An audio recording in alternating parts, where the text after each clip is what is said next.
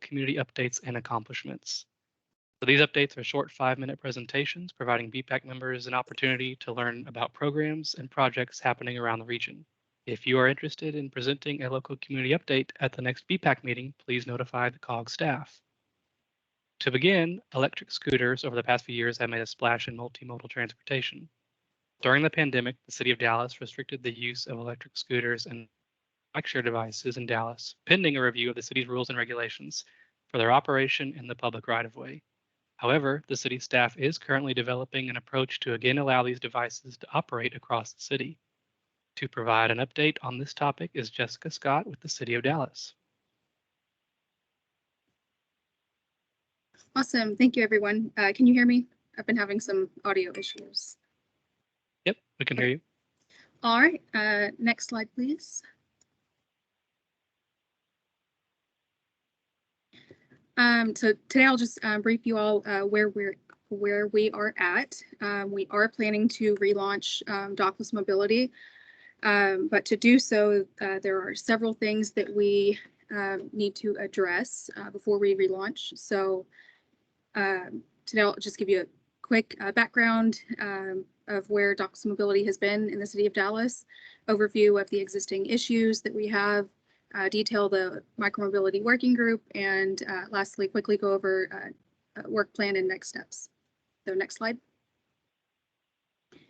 So as you all know, in 2018, it's kind of a free-for-all with allowing dockless vehicles to operate within the city of Dallas.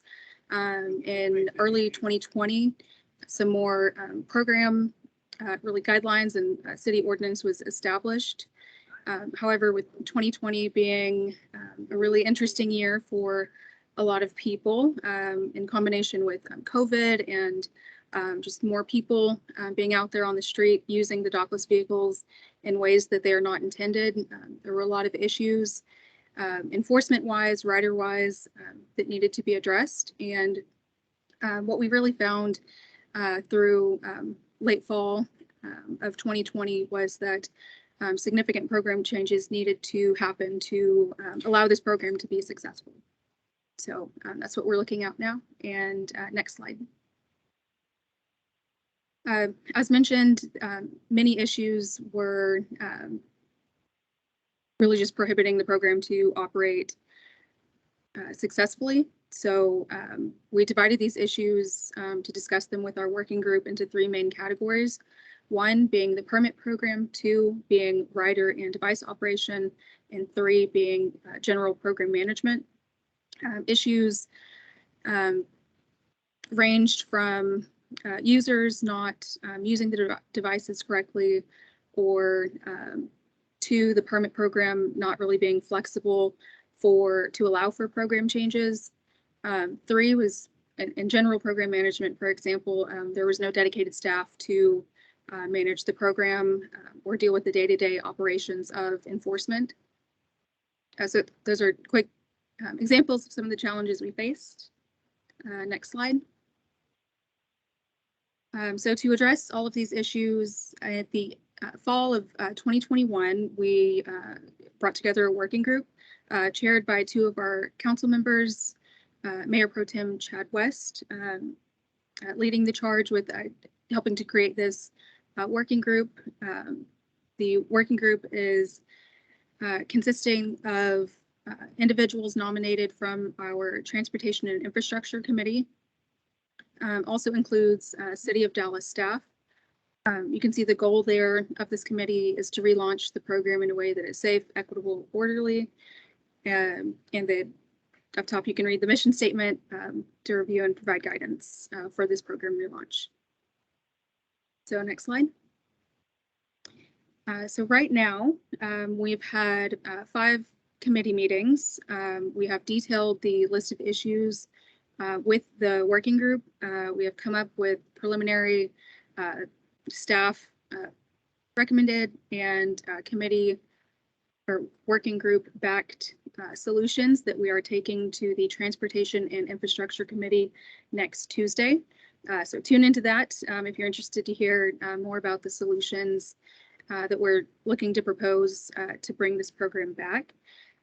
After we go to TRNI and receive guidance from them for any changes that are necessary, we'll begin to make those red line edits to the city ordinance and begin drafting the new materials. We are anticipating kind of a scored application process, and that way we can bring on new operators sometime later this year. Of course, all of those red line edits and program changes will be approved by council, and we are planning for public involvement as a part of that approval process. So we are in the weeds of it all, but I'm very excited to be approaching this and relaunching soon. So next slide. And that's it. So any questions, or we're doing that at the end of community updates? Carla?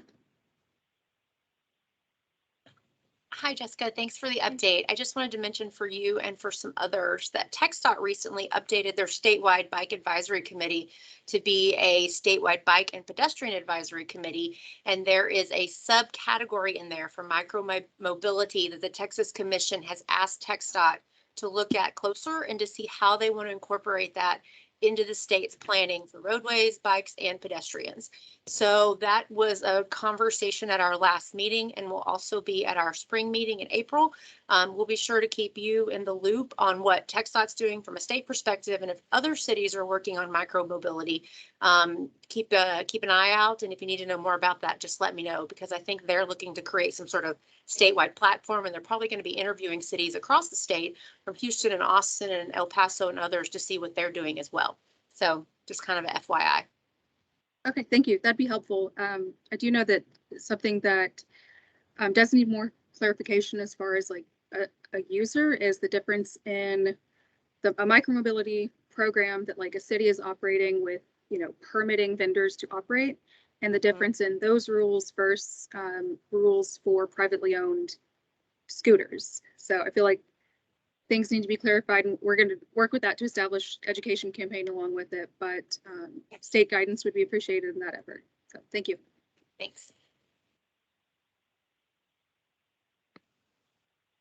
Okay, do we have any other questions for Jessica?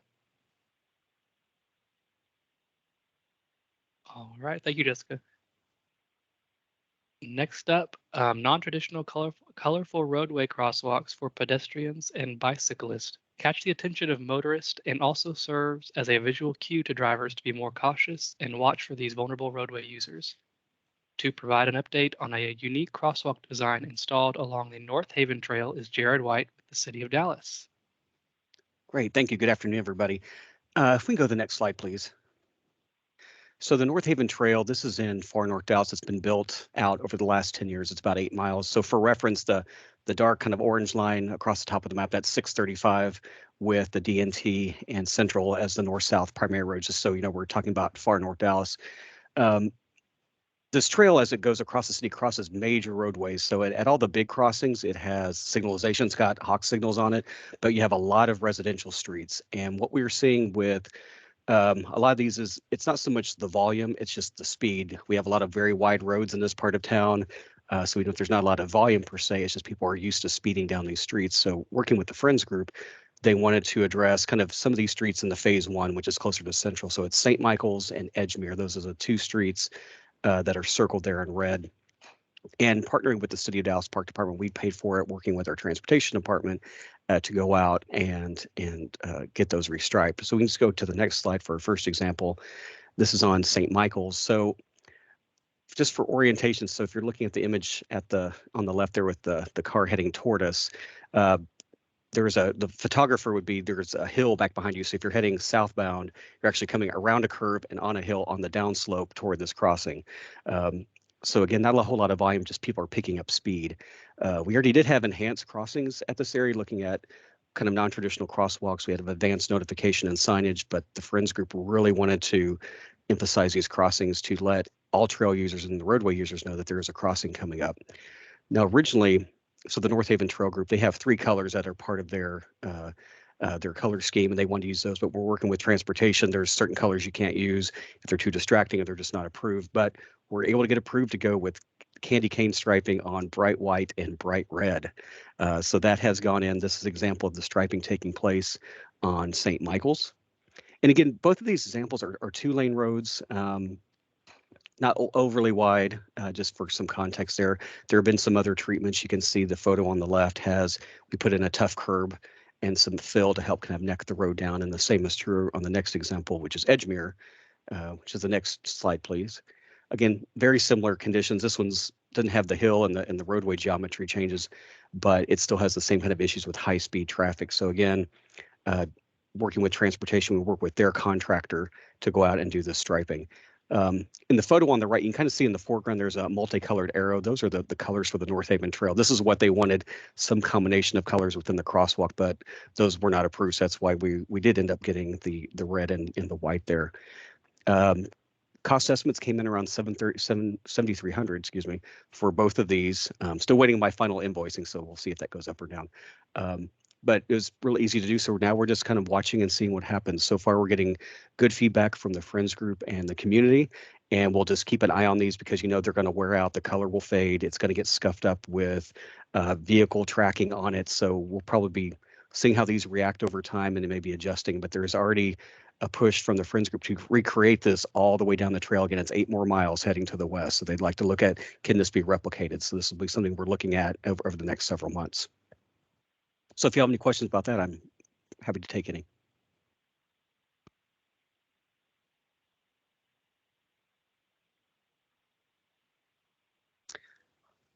So I just saw one pop up on the chat on skid resistance and materiality. So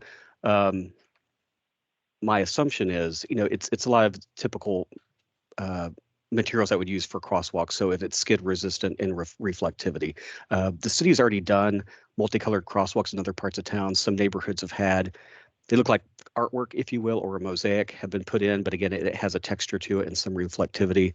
Over in the Oaklawn area, as part of a big complete street project, a lot of the big striped rainbow crosswalks have gone in. I think we did about 6 of those. Very similar, it's skid resistant with reflectivity on it.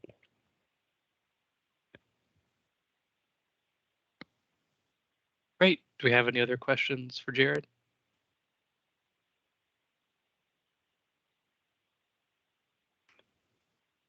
Good.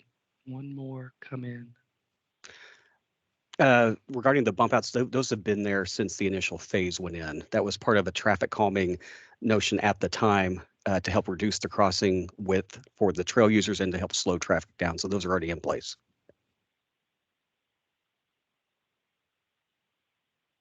Awesome. Thank you, Jared. All right. Next, cities in our region continue to make progress constructing a network of both on-street bicycle facilities and off-street trails. Providing safe transitions between these two types of facilities will result in a seamless bicycle network. Next up, to provide an overview of the North Main Street Improvements Project featuring innovative ramps from bike lanes to trails, is James Fish with the City of Mansfield. Good afternoon, everyone. Quick brief overview of this project. This was actually a transportation alternatives project that we started in 2012 and went through project completion of January of 2019. It's a complete bridge, sidewalk, pedestrian, bikeway plan that was done for the project to incorporate our other areas with connectivity to downtown.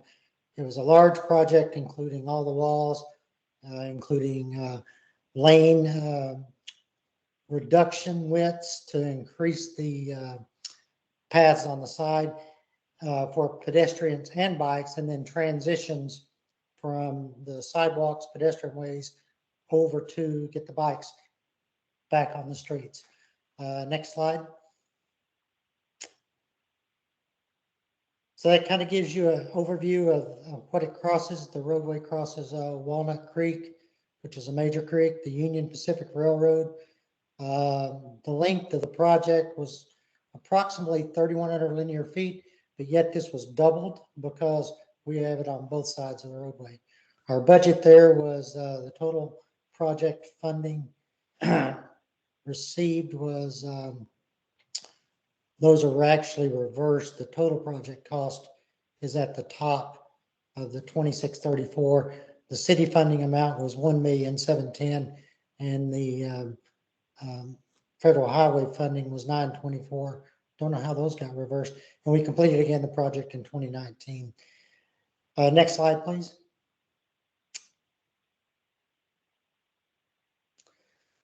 So essentially what the roadway and the bike path does, it combines across this bridge from on street to off street, and then back from on street to off street. So at the northern end of the project, we have Pleasant Ridge Road. On the southern end, we have Oak Street. And those are our terminus of this, but the project actually went, as you can see, all the way through just across the bridge. The next slide, please.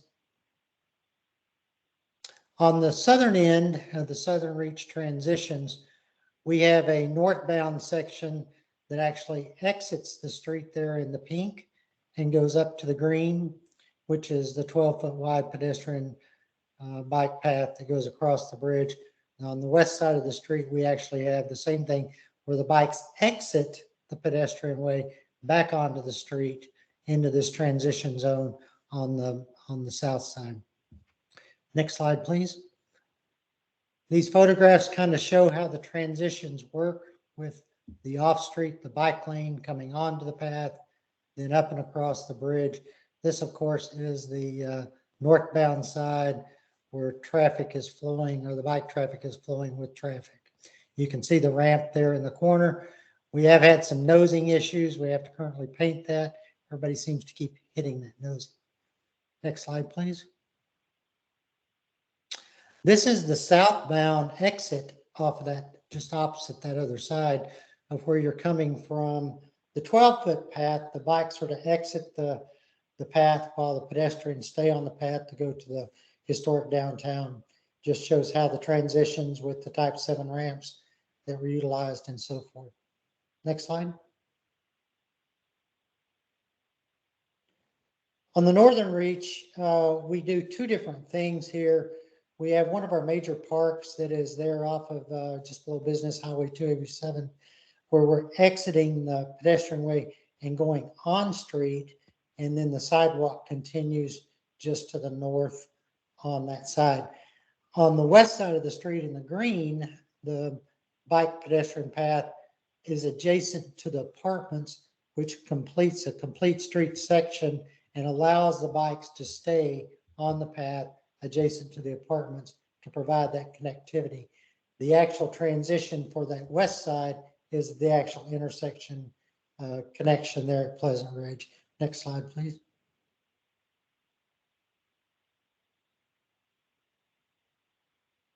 Next slide, please.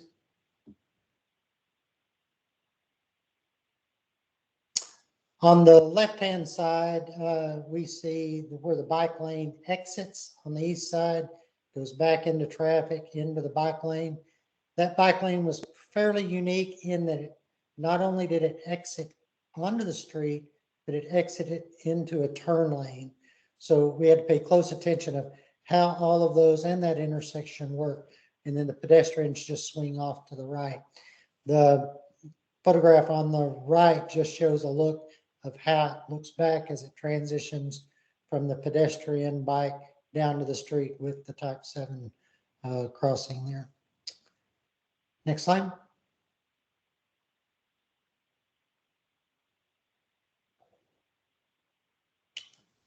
Next slide.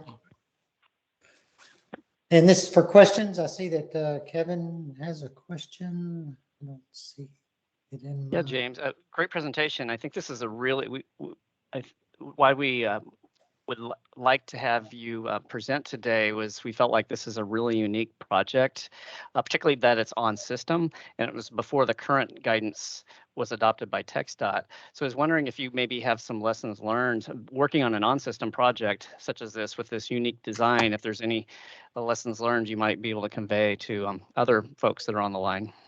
I think we have lots of lessons learned on this project. Probably too many to go through. One biggest lesson learned, first of all, let me give a big shout out to Graham and Associates of Arlington and Klutz Construction of Kennedale. as our partners in this project. We couldn't have made all of this happen, as well as TxDOT, our environmental people, our in-house transportation team that we had. I mean, this was a multifaceted, multidisciplinary project because it encompassed so many different things, up to and including Union Pacific Railroad permitting to cross a bridge and make these modifications on an existing circuit bridge.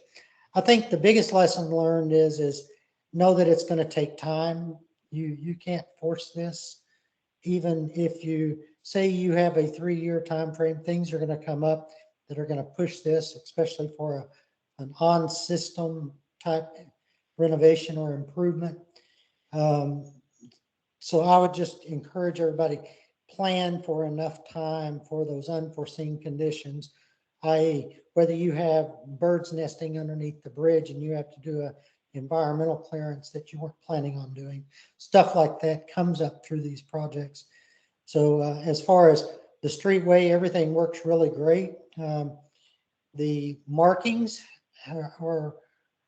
we're still working on the markings. I would like to get a few other types of markings that are more permanent so that we don't have to go back and redo the markings so often. So those are just some basic lessons learned. Yes, Laura, I see you've got a question. Hi, yes, my name is Laura Clover and I work for a company that manufactures marking materials. So I wanted to ask you, as they kind of exit off and on of this ramp, if you will, the bicyclist, have you had any word or complaints that they are merging and getting into an accident or a run-in with the pedestrian yet? Or would a separate marking on that sidewalk be beneficial, or what are your thoughts on the markings for that? Because that very much intrigued me. Yeah, in this situation, we have not had any type of reports of incidents of merging into traffic or merging out of traffic or any pedestrian bicycle conflicts. We do use a crosswalk marking that is like the glass green marking that goes down as an epoxy type deal. We're experimenting with that now just for contrasting colors. But so far, we haven't seen any or heard of any issues. And this has actually been open now for about 2.5 years for that. It's just that one nosing that sticks out there that we need to try to do something with. Maybe a lesson learned there would be to ramp that nosing down. If you wouldn't mind sharing your contact information in the chat box, I'd love to connect with you further on that. Sure. Thank you. Any other questions?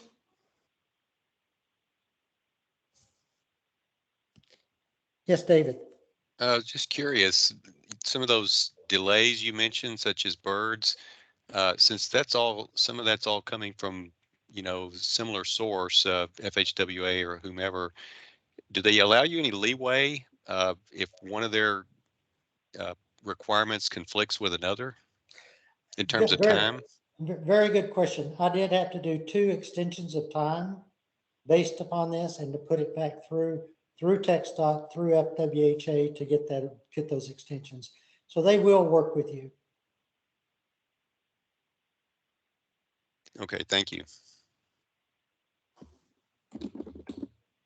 All right. Are there any other questions for James? One other from Josh Smith. Yeah, Josh Smith here with Lee Engineering. Great presentation. Thank you. I thought I noticed that you'd said there were 12-foot bicycle lanes in each direction. Is there anything special you're doing to discourage drivers from taking advantage of that width and using that as a vehicular lane?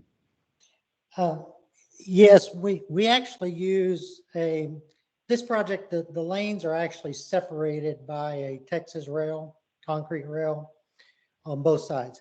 On both sides of those, in the middle, we use what is called a flip down metal bollard that is called a traffic guard.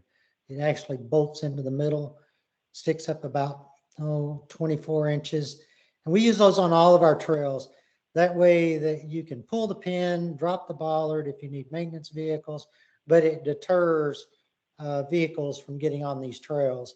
These trails are bounded also by a curb that goes in, and the wing walls come out to deter anybody from jumping the curb and going down the trail. Great, thank you.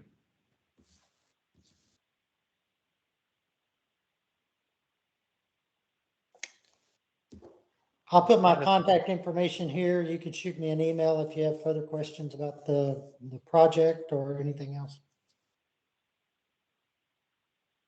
All right, thank you, James. Thank you, guys. Right. Next up, guidance on bicycle and pedestrian accommodation on bridges was recently highlighted during USDOT's Historic Bridge Investment under Bipartisan Infrastructure Law.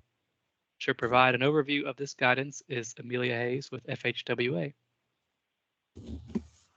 Hey everybody, good afternoon. I was asked to speak on this a little bit today. You might have seen some of the headlines that are posted here on the screen. There was a lot of just press going on about a month ago about pedestrian and bike access on bridges. If we can do the next slide, please. So I'm sure by now you've heard of the Bipartisan Infrastructure Law. As you may know, the new Bipartisan Infrastructure Law includes a new bridge formula program under the USDOT. That's called the Bridge Replacement, Rehabilitation, Preservation, Protection, and Construction Program, which is kind of a mouthful, so I'm going to call it Bridge Formula Program from now on. This will provide over $27 billion to states to improve an estimated 15,000 bridges nationwide. So again, last month, Federal Highways released that Bridge Formula Program funding amounts to the states for FY 2022. And we also released a program implementation guidance, and that includes a new section on accommodation for bicyclists and pedestrians. If we can do the next slide, please. So this is the program implementation guidance. And before you start trying to screenshot everything, I will drop a bunch of links in the chat so you can look at this later at your leisure. Next slide, please. So under this guidance, I really wanted to bring your attention to that pink highlight. So with this funding, all of the projects with federal participation under this program are now required to provide safe accommodations of pedestrians and bicyclists on the bridge whenever both of the following conditions are met. First, that the bridge is located on a highway in which pedestrians or bicyclists are allowed to operate on each end of the bridge. And then second, that Federal Highways determines that safe accommodation can be provided at a reasonable cost. So you probably have a ton of questions of what does that really mean with a reasonable cost, second item there.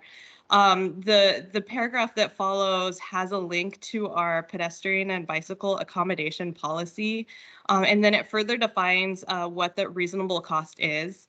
So really it cites a 20% of the cost of the larger bridge project. And so that reasonable cost definition comes from a policy that I think a lot of folks weren't aware had been passed by USDOT probably almost upwards of 10 years ago. So I have a little bit about that on the next slide. So this is the copy of that policy from several years ago. There's a lot in here. So again, I'll put the link so you can go and look at all of this. So if you can see that number one, that second bullet, that has that language that mirrors the language from that program implementation guidance on the previous slide. So the cost of the pedestrian and bicycle access is reasonable if it's under 20% of the cost of that larger transportation project. So in this case, it would be for our bridge. And so if the cost of the pedestrian and bicycle access exceeds 20%, the addition of that ped and bike accessibility is not required. However, FHWA does encourage all states to consider providing it. And then later throughout this guidance, there's a ton of cited design resources that you can go and check out. Some of them are outdated, but there are newer versions of some of those guidances because again, this had come out some number of years ago and hasn't fully been updated. So that's all I have. Again, I'll drop the links into the chat and let me know if you have any questions as you look into implementing this. I just figured it would be a good thing to bring up in this forum since a lot of folks probably had questions about a month ago when all that stuff came out. And I will also include in the chat a link for our bipartisan infrastructure law program guidance documents. Like everything is very slowly trickling out of our headquarters, and we're probably hearing about it as soon as you're hearing about it as it's posted to the website. So be sure if you have questions about any of those, just go back and just refresh the page maybe like once a week, and there's probably some new stuff on there that you haven't seen. So with that, let me know if you have any questions, and then you'll hear from me in like 1 or 2 more agenda items after this. So thanks. All right, do we have any questions? All right, thank you, Millie. Next up, in response to SB 1055, guidance was released related to pedestrian traffic control devices. Per the amended transportation code, motorists must stop in addition to yield the right-of-way to pedestrians. To provide an update on this guidance is Tim Wright with the TxDOT Dallas District. Hi, everyone. Good afternoon. Hope you're enjoying the rain. I think it's raining here in Mesquite, so I hope it's raining where you are, because we sure need it. I was asked to talk about Senate Bill 1055 today. Many of you are aware of 1055, also known as the Lisa Toy Smith Act, named in memorial of Lisa Toy Smith, who lost her life in a crosswalk in 2017 as she was walking her son to school. And so as a result of that, tragic incident, this bill was enacted, which amended the transportation code to make it so that an operator must stop in addition to yield the right of way to pedestrians. So to that end, Traffic Division has offered some guidance, and what you're seeing on your screen is the memo to the district engineers and TxDOT from our Traffic Division. So they're offering guidance for pavement markings and signings related to this change in the transportation code. Next slide.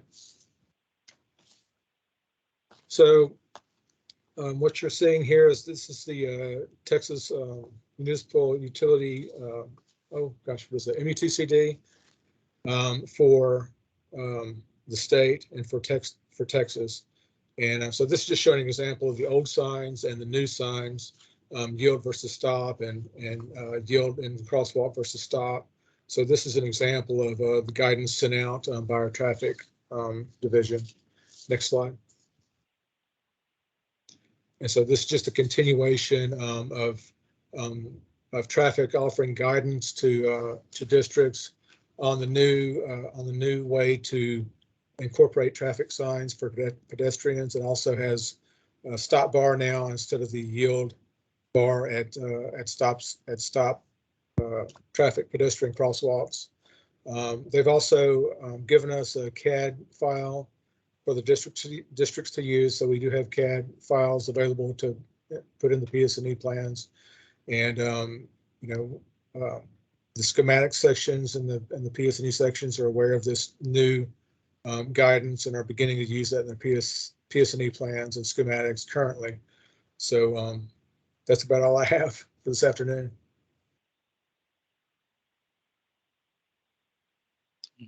Thank you, Tim. Do we have any questions? See one, go ahead. Hi, Nathan George of the city of Denton. When this policy first came out, the first thing that jumped out to me is that a yield line is something that's a bit unique and catches people's attention.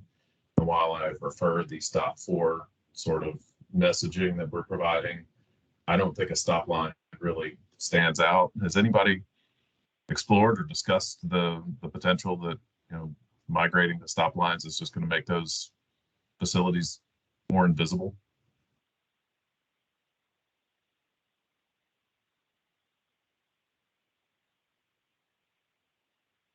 I haven't heard anything on my end. I don't know if anyone else has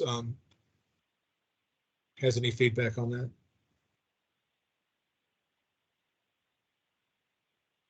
just a blunt observation that I figured I'd pass along. I can pass it along also. Thank you. Okay, thanks.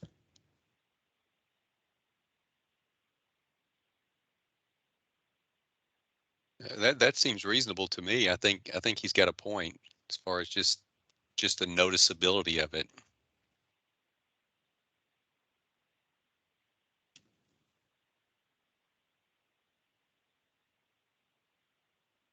And then I see a question came in the chat. It's to you, Tim. Do you know how effective the shark teeth markings are for the yield lines? I don't know, Bud, if you want to expand on that at all. Well, no, I mean, I'm not really familiar how effective a yield line is versus a stop line. Although I do tend to agree that a stop line would be, it seems to be like, to me, it'd be more effective if it had more color associated with the stop line.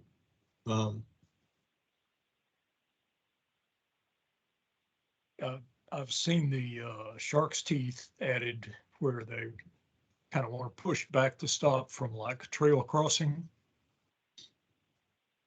And I've also seen some geometric patterns that can be used on the road humps to actually give the illusion of the hump being a lot fiercer than it actually is.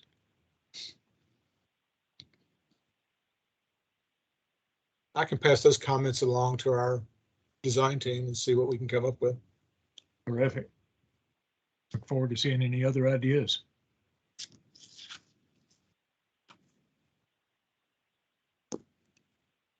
All right. Thank you, Tim. To conclude our local community updates, our new Vice Chair, Chad Marbett, will present upcoming events and training. Hey, good afternoon again, everybody. So let's go over some upcoming events. Thank you. So mark the date for Lifesavers National Conference on Highway Safety Priorities. That's from March 13th to the 15th. And to register for that, you go to lifesaversconference.org. Next slide. Another save the date. The 2022 National Bike Summit will be a hybrid event. It's got online content and in-person programming available. All keynote speeches, plenary sessions, and panels will be held online, and they'll be accessible through a virtual platform on Whv, if I'm pronouncing that right. In person in Washington, D.C., summit attendees will be able to participate in workshops, bike rides, and other networking events. And they'll have Hill Day at the summit, which will include meetings in person and some meetings virtually. So registration will open for that in the fall. Next slide. Here you have Texas Trails and Active Transportation Conference. It'll be April 27th through 29th. And you can see the registration information there. Another save the date for the National Planning Conference will be held from April 30th to May 3rd, 2022, obviously this year. Conference will be returning to in-person this year. Next slide, please. Okay, yeah, so this is the next one. APA will also be online. The in-person and online conferences will have unique content and sessions between the two. So if you're unable to attend the in-person conference that we just brought up, make sure you save the date and register for the online session that'll be from May 18th to May 20th. Designing pedestrian facilities for accessibility. It's a virtual workshop. It's planned to take place in May of 2022. Registration information will be forwarded when it's available. That workshop's anticipated to be eligible for CMs for planners and PDHs for engineers. In 2022, Bike to Work Day will be celebrated on Friday, May 20th, as millions of commuters get a workout going to work on a bike. Hitting the trail more than a half a century ago, National Bike to Work Day was oriented by the League of American Bicyclists in 1956. It did that to encourage biking as an alternative to driving to work, so be sure to mark that on your calendars. This next slide shows a brief list of the master plans our members have let us know about that are underway. We request local communities contact COG staff if you have any updates to the current status of your master plans, or if you have any new plans coming up that we can advertise. If you have any other events coming up or training in the region, please send us your suggestions at your earliest convenience. And that'll go to Bobby. That's all I have. Next slide. Thank you.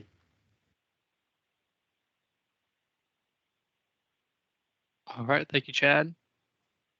For our next topic, FHWA's Proven Safety Countermeasures 2021 update includes guidance on improvements that all cities in the region should consider. To provide an overview of this updated guidance, please welcome back Millie Hayes.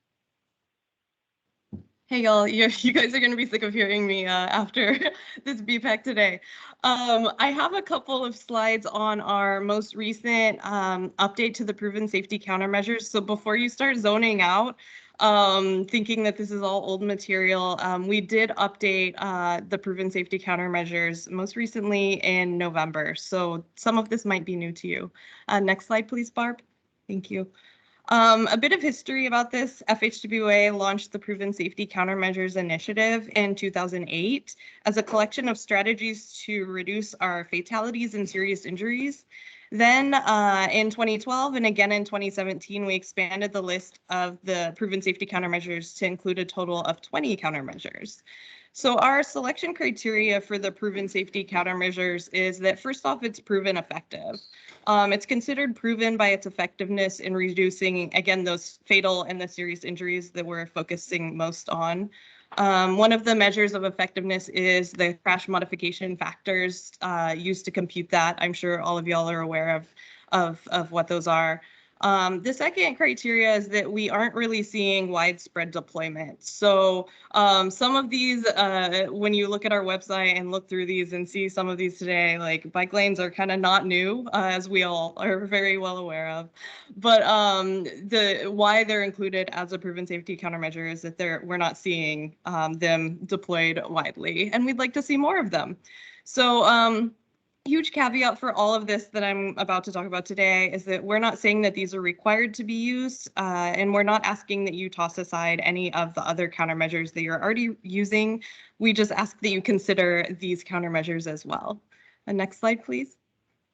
So as I go through our new proven safety countermeasures, you'll see many consistent themes that emphasize our priorities. So as you may know about our current administration, they're focusing on a lot of the bullets that are on this slide here.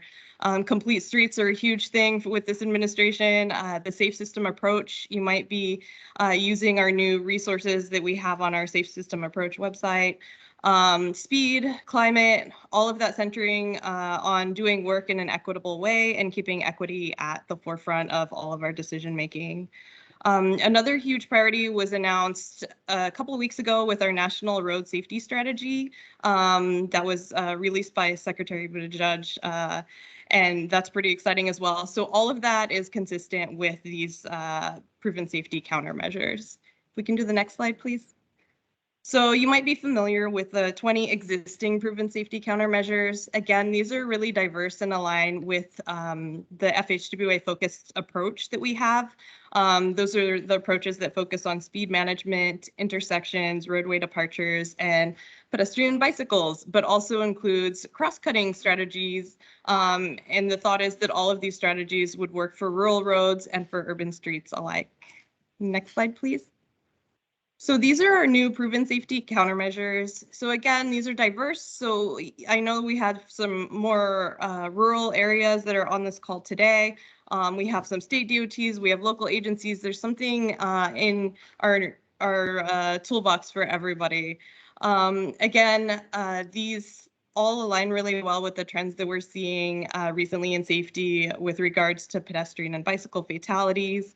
Speed management, all of these can support a safe system approach and complement a complete streets vision. So there's really opportunities for everyone here that are relevant to the many priorities that we have in the DOT right now.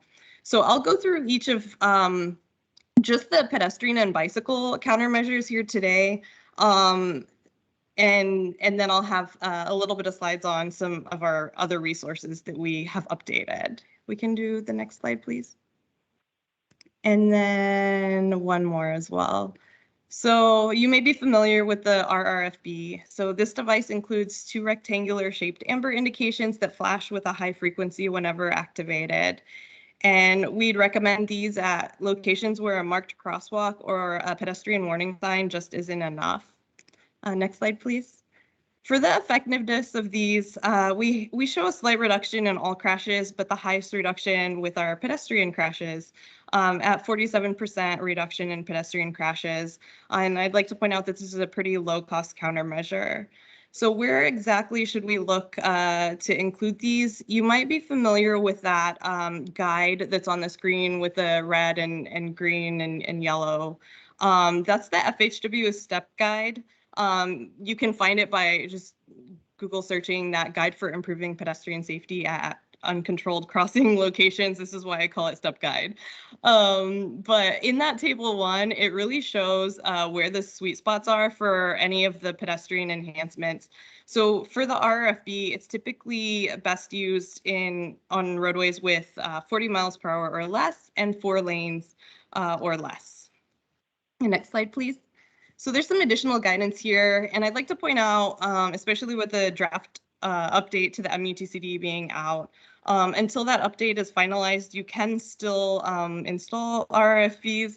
Just use that Federal Highways had granted to TxDOT a statewide blanket approval under IA-21. So just go through that regular process with TxDOT that you usually would, and do that until the update to the MUTCD comes out, which will include that not as an interim approval. Next slide, please. Next, I'll talk about some of the crosswalk visibility enhancements. Next one as well. Thank you. Crosswalk enhancements. So this really goes beyond the minimum 2 parallel lines that we so often see out there. So this countermeasure includes a number of things. I'm going to cover high visibility crosswalks, improve lighting, advanced stop pavement parking. So that includes that shark teeth yield and the advanced stop bars that we were talking about in that previous conversation. So where should these be considered? We ask that these be considered at all mid-block uncontrolled crossing locations. So again, refer to that step guide at table 1 that's included there on the screen. Effectiveness here really depends on which countermeasure you select, but it ranges between 23 and 48%. Next slide, please. So for our high visibility crosswalks, that would be patterns such as our Continental and our Ladder in the MUTCD, and those show up to a 40% reduction in pedestrian injury crashes. For improved lighting, all of our data is showing that we have over 50% of our crashes happening at night, and lighting can reduce our pedestrian crashes up to 42%. There's a note here to make sure to install to illuminate the front of the pedestrians, which creates a positive contrast and not a shadow effect if you're lighting folks from the back. There's a whole other proven safety countermeasure on lighting. So while you're looking all of this up on our website, be sure to check that out. It's one of those cross-cutting proven safety countermeasures that I mentioned. On that lighting countermeasure, we do have a brand new video on lighting that features some case studies from several roadways in Florida that I think is really cool. And it has a lot of pedestrian aspects to it. And then there's also a new research report that was released in December on lighting. And then we'll also be publishing pedestrian lighting user guide later this year. So there's a lot more to come on all of this. Next slide, please. So next up is the still continuing under the crosswalk enhancements, our advanced stop pavement markings. So that includes those shark teeth yield, the stop bars, our in-street signs that we were kind of discussing before as well. So our stop here for pedestrian signs that are in the road. Effectiveness, these can reduce pedestrian crashes up to 25%, really depending on which one of those we're talking about. So again, see that step guide under table 1, and the in-street signs and pavement markings may be appropriate on 2 to 3 lane roads with a 30 mile per hour speed limit or less. But be sure to look at that guidance table 1. Next slide, please. So next up, bicycle lanes. Like I said, this is not new. Next one, please, Barb. Thanks. Most fatal and serious injury bicycle crashes really occur at our non-intersection locations. And that includes nearly 1/3 of bicyclists who die from crashes involving overtaking motorists.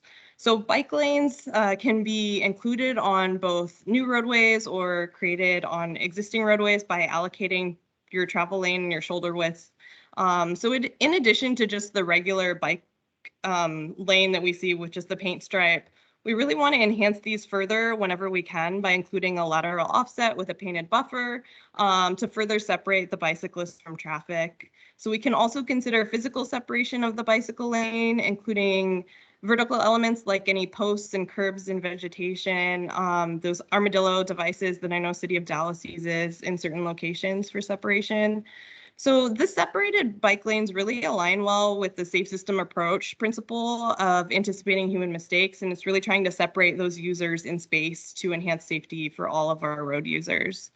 So I'd recommend looking at FHWA's bikeway selection guide for more information on the different bike lane options. Next slide, please.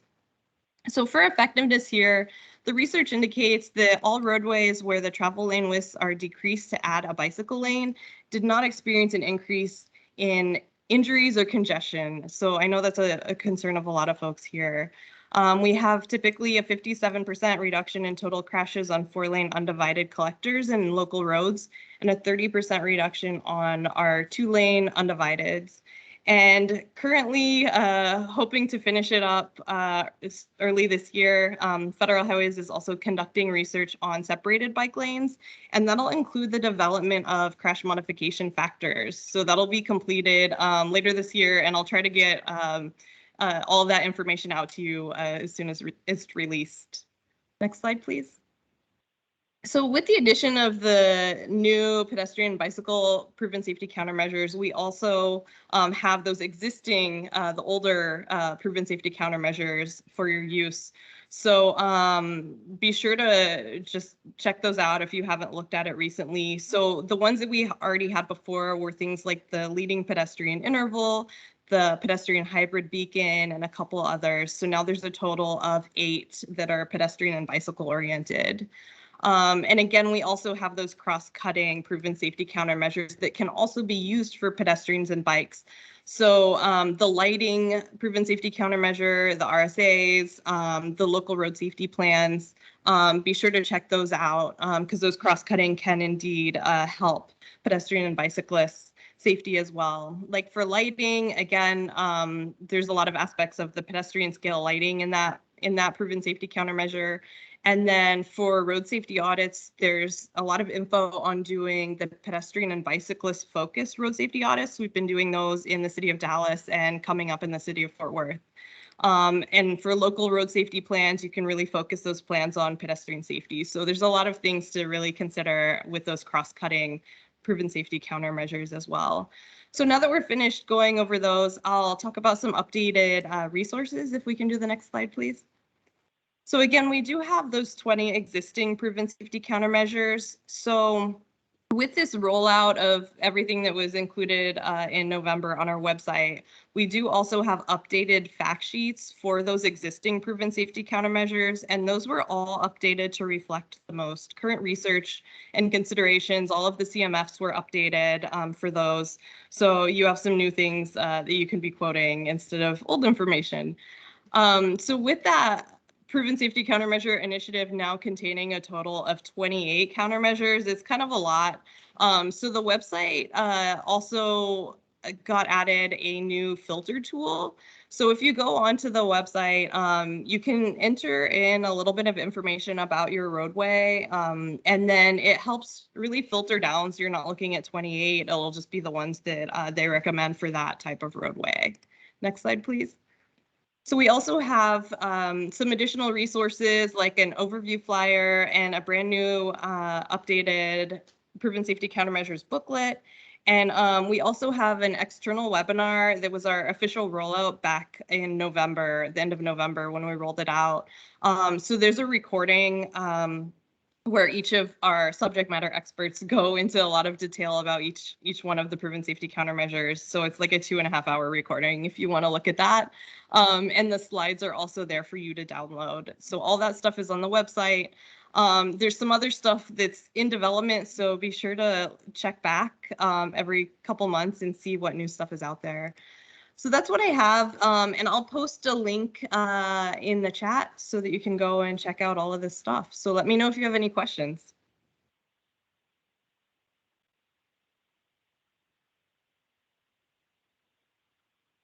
Kevin? Hey, Millie, as usual, you did a great job in your presentation. I do have a question for you related to RRFBs, and you may not know the answer today, but would you be able to direct us to any research that's out there about driver compliance with the RRFBs? You know, I know there's probably something about nationwide. I, in particular, would be really interested if there's any research about driver compliance in Texas. And I can say from my own personal observation, it does concern me with our RFBs when I see a lot of cars that, quite frankly, don't slow down when they see, well, they don't slow down for anything, quite frankly.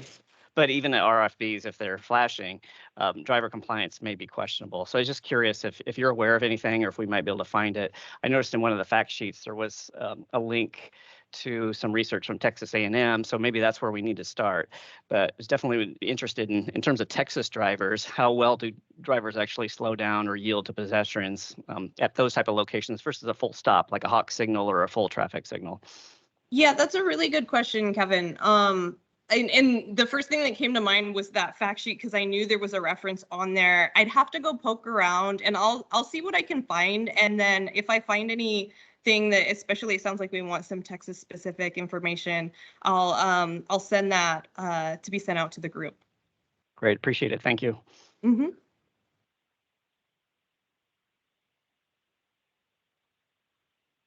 All right, do we have any other questions? Thanks, y'all. Thank you, Millie. All right, our next topic, intersections around the Denton County Courthouse were reconfigured to include a protected signal phase in which pedestrians are permitted to walk to any corner, commonly referred to as a pedestrian scramble. To discuss this unique crossing project, as well as the city's sidewalk work plan, is Nathan George with the City of Denton. Good afternoon, everybody. I'll walk you through this presentation real quick because we don't have a whole lot of time and I decided to put forward a second topic. So next slide, please. First topic we're going to talk about is the pedestrian scrambles. That was what COG initially reached out to ask me to discuss. So next slide. I have a lot of slides, so you're going to hear next slide a lot. So this is a project that was originally brought forward as a staff-initiated safety improvement project on our downtown square in 2019 as an idea late in the year. And we started a pilot project in November of 2019. And following that, went through a 6-month evaluation process to determine the effectiveness of that treatment. In July, that evaluation was completed and it was put forward to a decision, and it was decided that we would make that project a permanent facility. So I'll walk you through a little bit of the considerations since that point. Next slide. So step number 1 of implementing a pedestrian scramble or an all-way crossing is just to change the phasing and operation of the signal. So a couple of considerations that I want to highlight. Number 1 is that you want to have a compact intersection because exclusive pedestrian phases eat up a lot of signal phase time. So we have very compact intersections downtown and one-way streets pretty much. So that was really good opportunity for implementation. And then the other big consideration is prohibiting turns on red. You don't want to have any conflicts between pedestrians and drivers. So that was what was done in the phase 1, was just making that change in the phasing operations, restricting turns on red. But the diagonal crossings that are permitted are not accommodated from an accessibility perspective. They're not designated. They're just something that people can do because the signal operation allows it. So those red X's through the intersection don't exist yet. Next slide. So that's what we're doing in what I'll call the phase 2, upgrading the intersections to make them accommodate this pedestrian scramble and designate those crossings. And that's the process we're working on right now.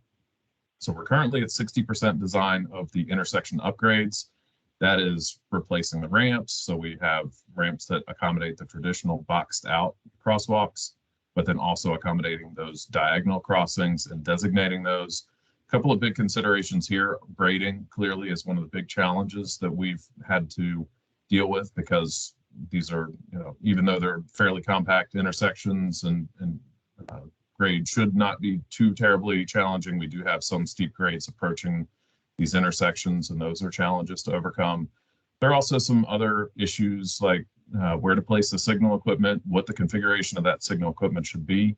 I've asked our consultant on this to look in, peel into the design guidance about how to appropriately put in the signal equipment from an ADA perspective and just from a designation perspective. And that's one area where I feel there's not a ton of guidance around. There's good marking guidance. There's not great guidance on how to signalize the intersections. Next slide. So a key consideration to have here is the road user. One fundamental assumption, as I would like to pose it to this group, is that users expect to not encounter conflict. So when we're dedicating that time, so a pedestrian has an exclusive phase, a driver also assumes that they will not encounter a pedestrian in conflict with the signal. And that fundamental assumption will help the signal operate the way it should. When people start to violate, then you start having bad behaviors, and so it becomes a less effective treatment if people are not obeying the turn on red restriction, or if they're not obeying the pedestrian signal. So you start to get those conflicts that make people say, why did we do that? Next slide. There's a real challenge with that in the fact that pedestrians can recognize when they would traditionally cross the street. This is sort of that beg button conversation that a lot of folks in our industry talk about, where it's like, I forgot to push the button, the signal phase didn't come up, so I shouldn't have the right to cross the street. And on our one-way streets, you can see some of the signal phases, but we also have this opportunity with one-way streets where we could overlap or we could provide some overlapping pedestrian phases that would not be in conflict with turning vehicles, because you'd be crossing over at the one-way side of the intersection. So it can be a real challenge. I've observed some folks who are, trying to find their way across the street. They don't understand that it's a pedestrian scramble operation, and they're, technically they're violating the signal, and drivers can get perturbed. On the other side, these intersections tend to be pretty low stress. Folks are in downtown and they kind of recognize it. So, you don't get as much driver aggression or people being upset when they encounter that sort of behavior. But then on the other side, we don't want drivers to start turning on red because they feel like they're constantly waiting for pedestrians and don't want to have to do that. Next slide. Another big consideration is serving bicyclists, and this goes to some of my work prior to joining the city of Denton. When we have these scramble phases, how are bicyclists supposed to follow the intersection? To catch two bicyclists circled here, one that was riding in traffic, and they were riding, with the green phase. The other, they were in the crosswalk and they were following the pedestrian signal. So, if a bicyclist is trying to treat the intersection like a pedestrian,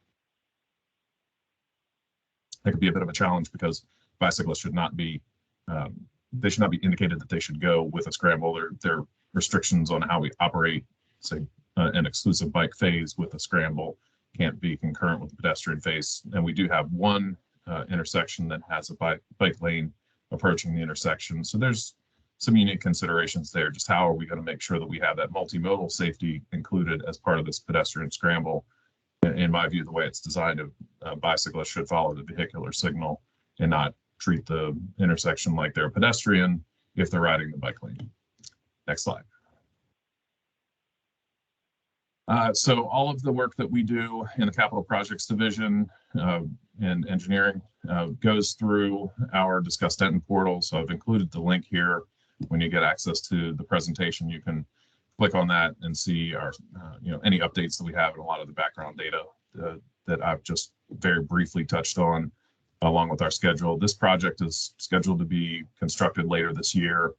I wouldn't be surprised if the schedule gets pushed a little bit on that, but we are currently in design, and at least the current schedule is to go to construction later this year. So that's the scramble. I'm going to switch gears on everybody. Next slide, and talk to you a little bit about our sidewalk work plan. Next slide. All right, so sidewalk work plan. In the city of Denton, we typically deliver our capital projects using a work plan, or kind of It's basically our CIP. We call it work plan. So why are we doing a work plan for sidewalks? We have a lot of needs. We have 2 universities. The picture here is a gentleman walking down the middle of the street on the south side of UNT approaching I-35. So, need to have sidewalks in those areas. And that's, so that's why we have developed this strategic approach to how are we going to plan our sidewalks. Next slide.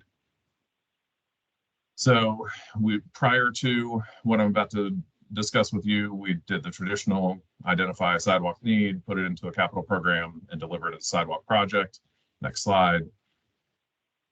The goal of what I did as I first got involved in this process was to leverage a lot of data. We had recently completed an ADA transition plan inventory. That transition plan was adopted early this year.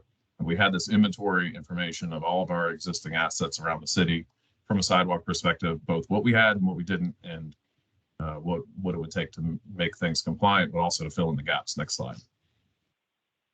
So the sidewalk work plan is focused specifically on missing sidewalks. So with that inventory, we ran through a comparative data analysis, and I'm going to show you what that data was in just a second, just to identify what were the needs on each of the missing segments in the city. Next slide. And that allows us to develop this data-driven sort of map that tells us where we need to, where we should expect pedestrian activity. And that helps us determine where we need to focus our sidewalk projects. So some of those factors were like our major streets, government facilities, areas where we have concentrations of heavy use of like shopping centers, safety considerations for like pedestrian crashes, and then everything gets at least 1 point if it's a gap, because at some point we'll get around to it. But the idea was that as you accumulate all of those nearness factors, then you get an overall score, and the bigger the score, the more significant or more likely we'll see pedestrian activity. Next slide. Just to give you an idea of what that looks like in the same area I was just talking about in that scramble here in our downtown area, you can see PPI of 6 was our highest pedestrian potential. PPI of 1 was that it's just a missing sidewalk, and it gets the lowest score. We had a range of missing sidewalks even in our downtown area, and that doesn't include an assessment of what existing conditions are of the existing sidewalks. So there are multiple ways that you can parse this data. I'm showing you for the sidewalk plan. We're doing similar review from an ADA transition perspective of what are the needs to address the existing facilities and make them compliant as well. Next slide. So again, current status on this. One thing I want to highlight on this slide is that all of this information for the sidewalk work plan was developed using Esri ARC Online tools. So we have a story map that walks through all the background of the sidewalk work plan, gives a little background of kind of the pre-data-driven process and how we're using data to identify our sidewalk needs. So that story map link is here. All of those maps are interactive. So if you pop into that presentation, you'll also be able to play with the existing sidewalk projects and the PPI score that we're using to identify our next round of projects. We're currently, our projects are identified through 2024. So we'll be looking for our 2025 to 2026 timeframe. That'll be our next round of sidewalk funding, absent getting some outside funding. Next slide. And just want to say thanks. So I'll answer some questions. I saw a lot of stuff coming through on the chat, and you can feel free to reach out to me if you have any questions, if I can pass along direct information.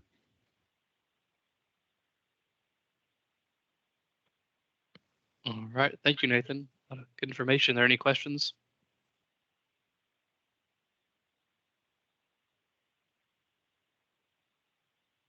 I don't see it in the chat. All right, thank you. Thanks.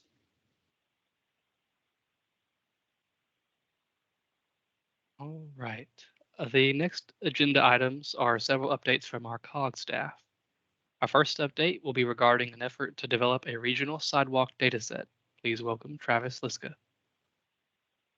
Hey everyone, good evening, afternoon. I'm Travis Liska, Principal Planner on the Sustainable Development Team. I work on a variety of coordinated land use and transportation projects, and this afternoon I want to discuss our effort to put together a regional sidewalk layer. Part of it will include purchasing new data. So if you go to the next slide, The big picture here is to put together a regional sidewalk layer, kind of similar to a long-term vision, our regional trails database. And of course, as the City of Denton was a great presentation to segue on this, sidewalk data can be useful for all sorts of efforts when it comes to advancing pedestrian safety and creating walkable environments. So that's sort of one of the uses. We want to use that in many different ways at the regional level, as well as assist all of you. Fortunately, we're able to relatively easily purchase a layer digitized from aerial imagery through our spatial data cooperative program. And so that's sort of the route we're pursuing.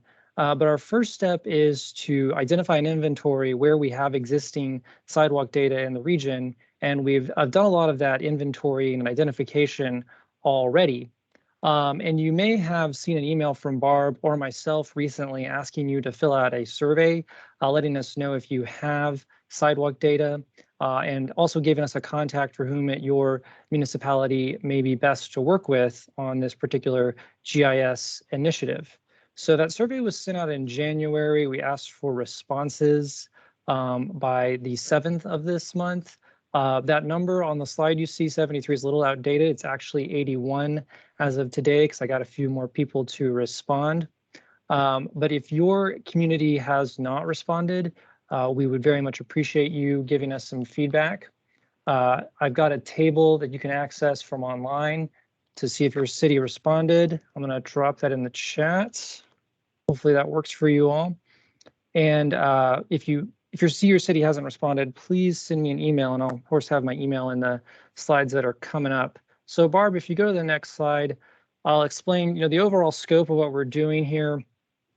We have 159 cities in the 12 counties that are of a population over 1,000. So that's the geography we're working on to develop this regional sidewalk layer.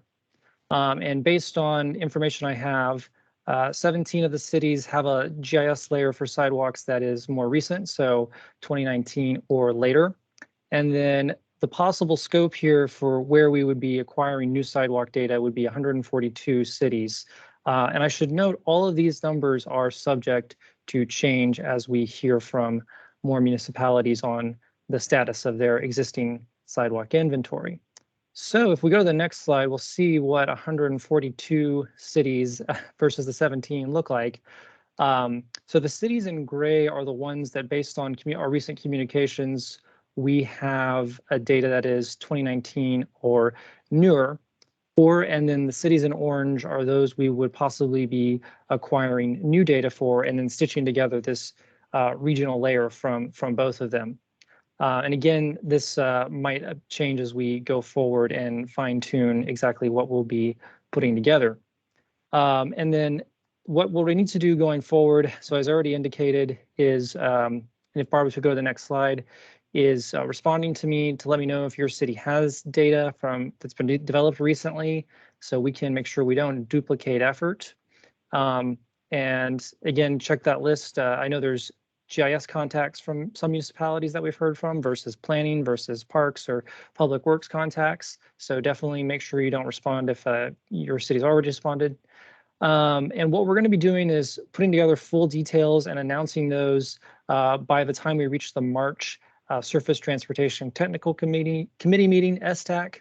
That's the 25th of March. So you should be hearing from us before then on further details as we get those put together. And so we're going to announce later this year when we have this layer available to help with data analysis assistance. And ultimately, as I mentioned, the vision is to have a sort of sidewalk geodatabase available for the region. And so we'll, of course, be interested in help from all of you at your municipal governments in quality controlling this data and making sure we're putting together the best layer possible for the region.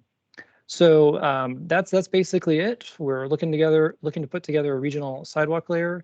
My contact info is on the next slide, and feel free to reach out to me with general questions, or if you're one of the cities that hasn't responded and you've got recent GIS data on sidewalks, we'd like to hear from you. Thanks. Thank you, Travis. Are there any questions for Travis? Thank you. Next, Daniel Snyder will provide a brief update on monthly trail counts, followed by a short presentation on adopted targets for crash performance measures. All right, good afternoon, everyone.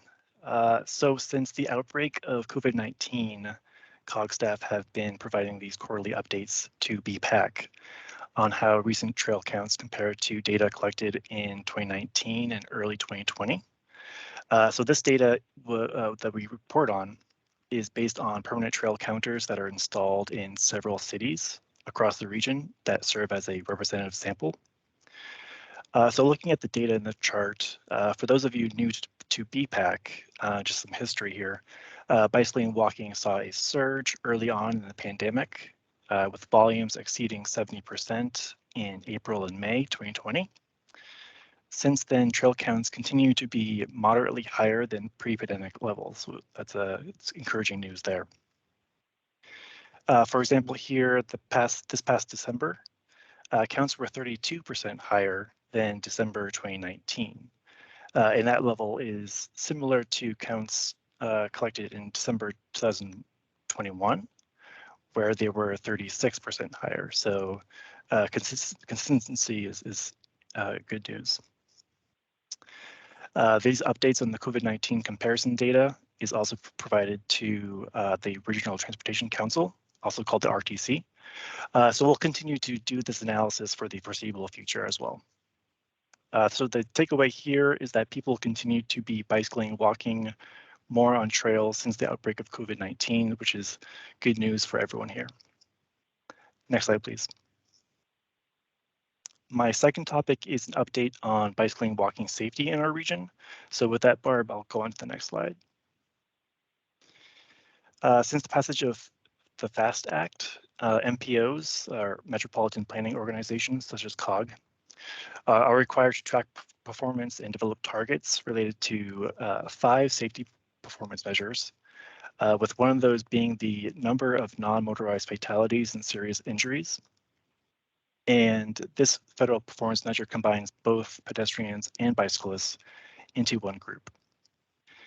So these performance measures are a part of a larger effort at the national level to have state DOTs and MPOs increase the level of data-driven planning and programming in an effort to improve safety.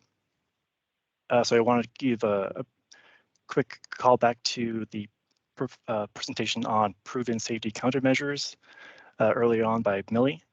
So just want to mention that those are excellent example of improvements that can reduce crashes for people walking and bicycling. So I encourage everyone to review the FHWA resources that she shared earlier.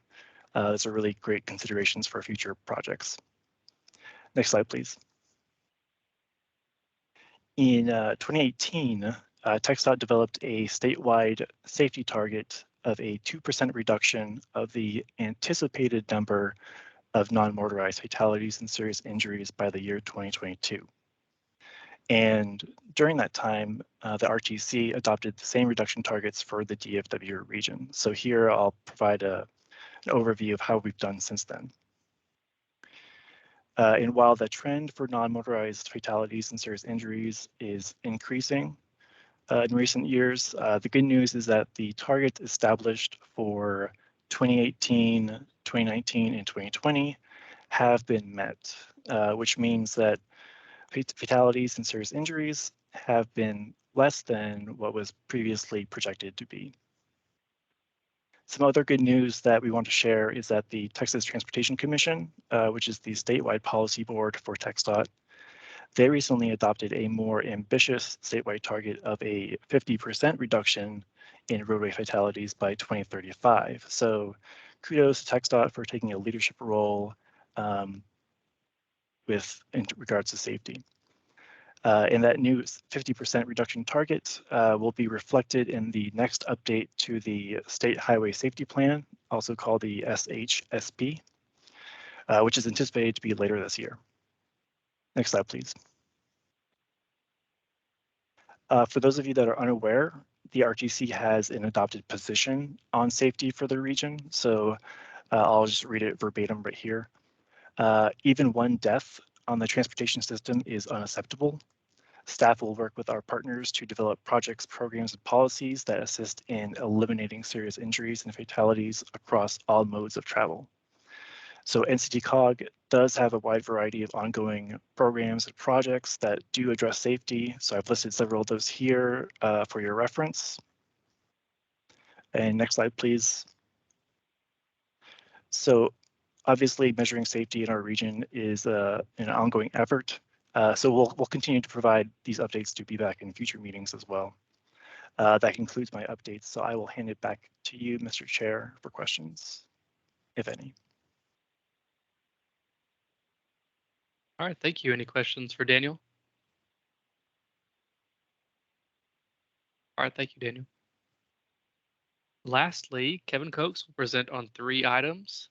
Kevin will provide an overview on the 2022 Transportation Alternatives Call for Projects, as well as an update on competitive infrastructure funding opportunities, followed by an update on the Fort Worth to Dallas Regional Trail. Thank you. And again, I'm Kevin Cokes with the Council of Governments, and Daniel did a good job in his presentation, and I think it's a great segue for this conversation.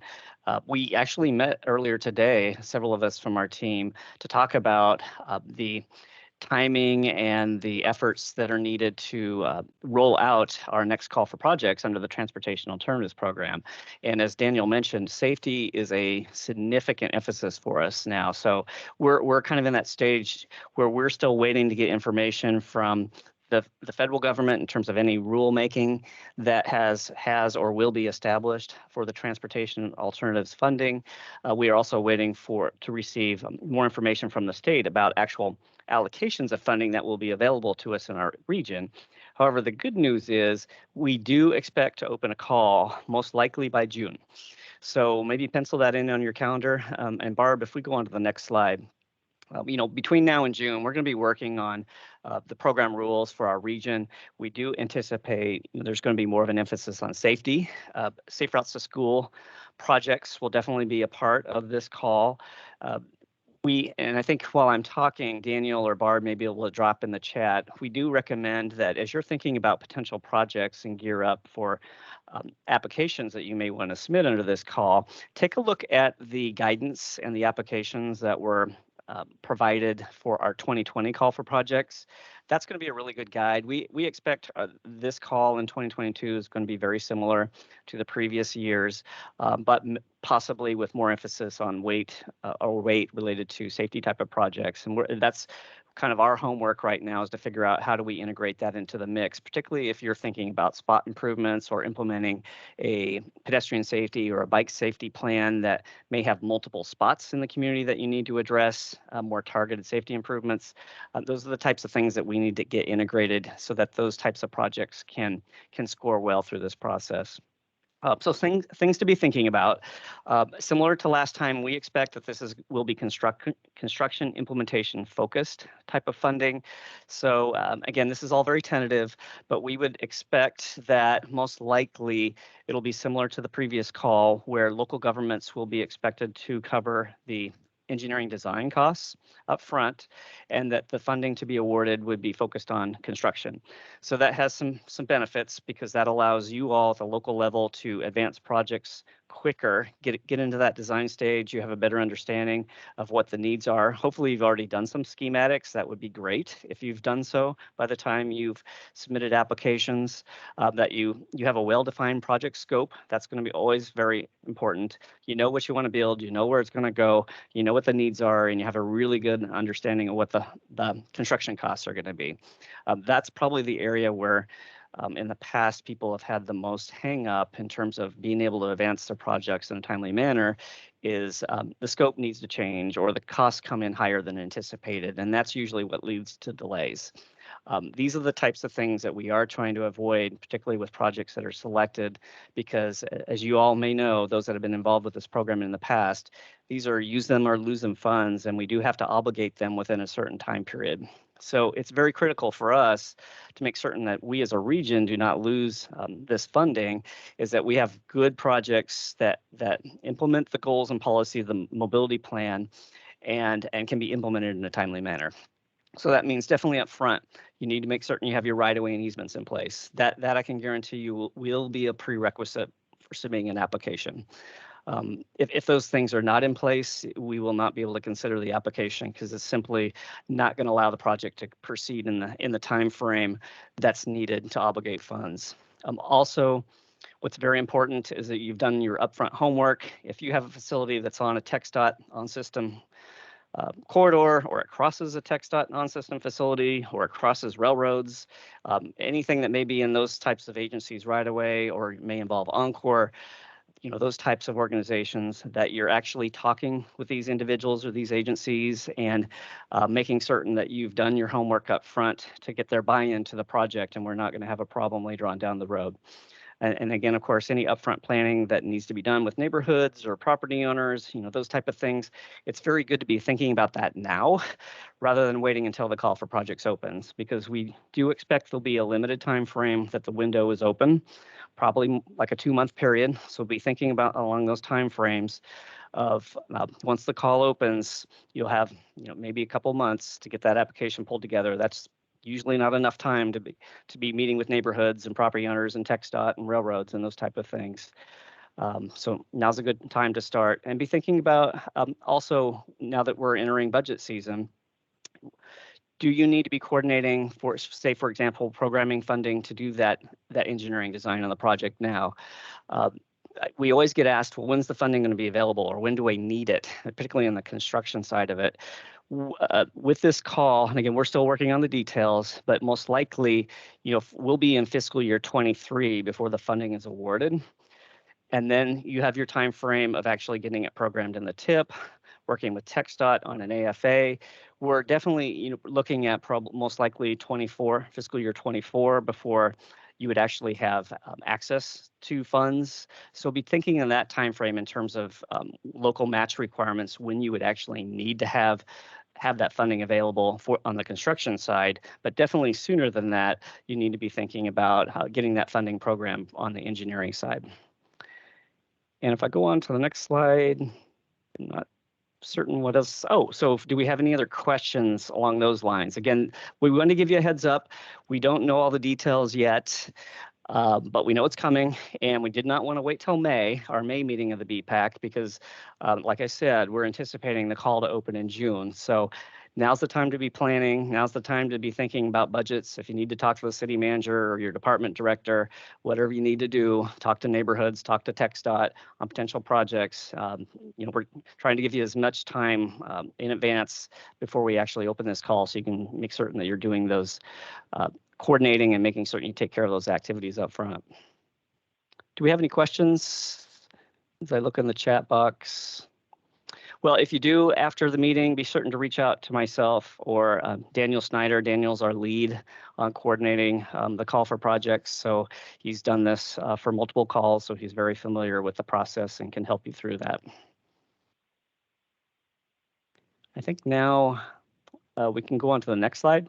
Speaking of funding, so the infrastructure bill that was passed in DC earlier this year had a lot of really good news for us in the active transportation world related to funding.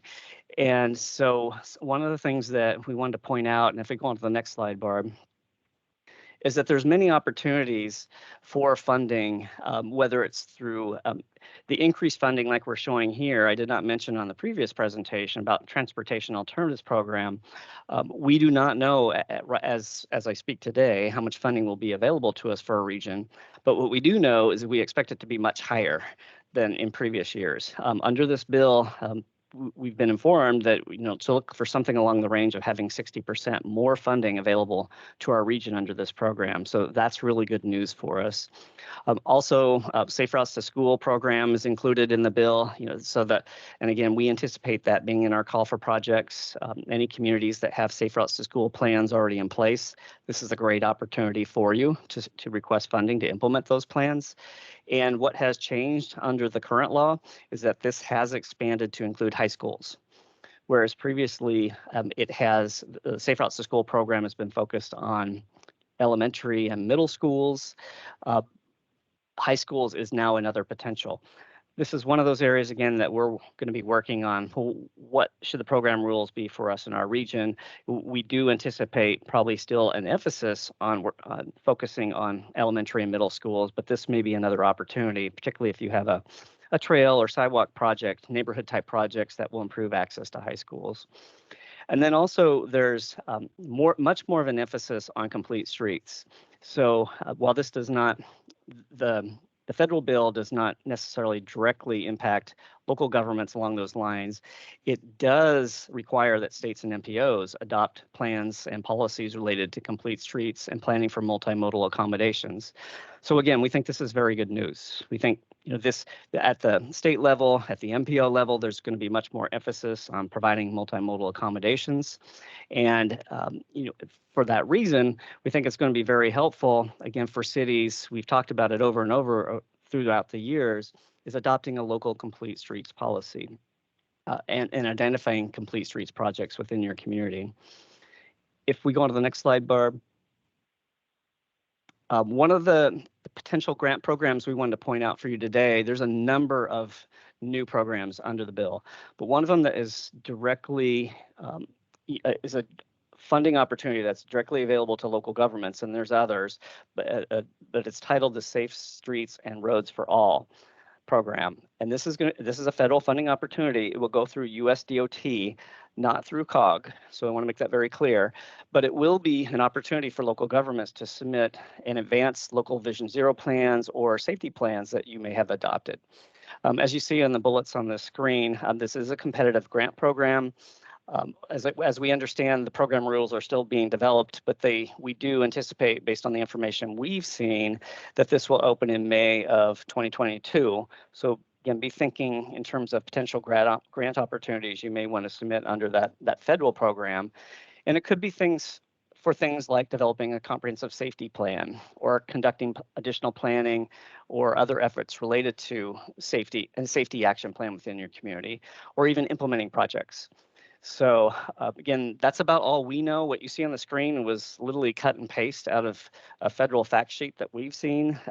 More information is to come, but keep your eyes out on this, definitely in the May timeframe, and we will distribute this information too when we see it.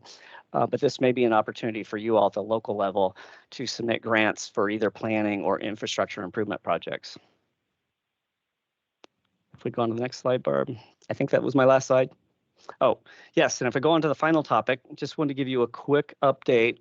You may remember from previous meetings the discussion about the branding and wayfinding project for the regional trail between Fort Worth and Dallas, and that actually includes 5 cities, Fort Worth, Arlington, Grand Prairie, Irving, and Dallas. There's been a lot of work already completed to date by the consultant team on this effort.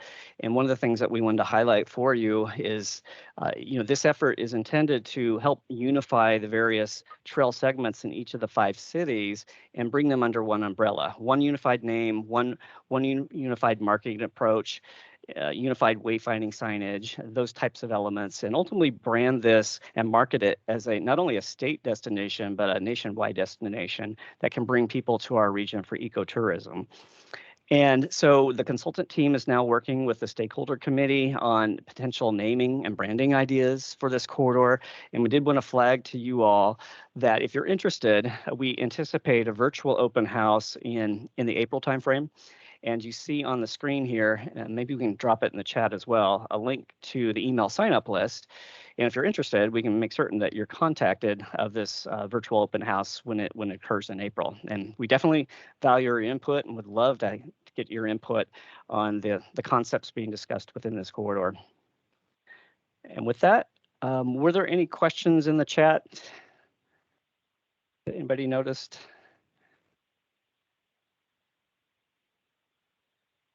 Or any questions at this time? Okay. Well, I will turn it back to you, Mr. Chair. Oh, Nathan, did you have a question? Oh, yeah, real quick question.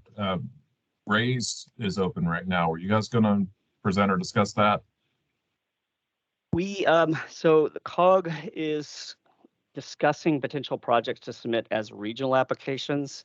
There has been no final determination in terms of what projects that we as an organization may be submitting.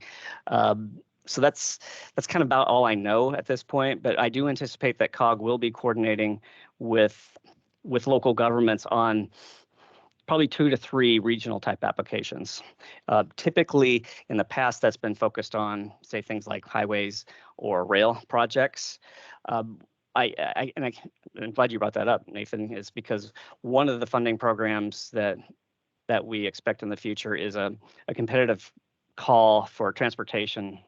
I can't remember what it's called now, but it's active transportation type projects of a large regional scale. So those would be the type, that's definitely an area that we would anticipate being directly involved in some sort of regional active transportation projects, again, maybe 2 or 3 around the region. Timing of that, we do not know, but we expect probably by mid-year, we'll know more information about that. Yeah, and I just brought it up because I'm looking at it from our municipality's perspective, but want to make sure that, I want to compete with all of you for the federal dollars. So please, everybody consider applying. Yep, definitely. Thanks for your comments. All right, Mr. Chair, I'm turning it back to you. All right. The final agenda item is for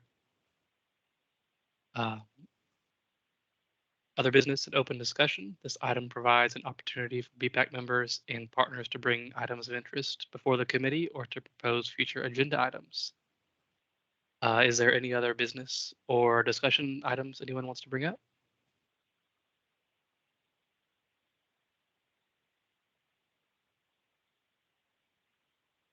Hey, this is Barb. If you don't mind me sharing this, I saw this picture on Facebook and I just had to share it. This is pedestrian safety from the 20s and 30s. And I just got a kick out of what they did. It's like a canvas thing pops open and scoops up the pedestrian who is just standing in the middle of the street. So I just thought you could get a laugh out of that. Thank you, Barb. Yeah. If you could share that maybe to the group, I'd be interested in sharing that with some people myself. All right, if there's no other discussion, remember to mark your calendars for the next BPAC meeting on May 18th at 2 p.m. So thank you again to all our presenters, and we will see everyone in May. Take care. Thanks, Robert. Thanks, Chad. Thank you. You guys are awesome.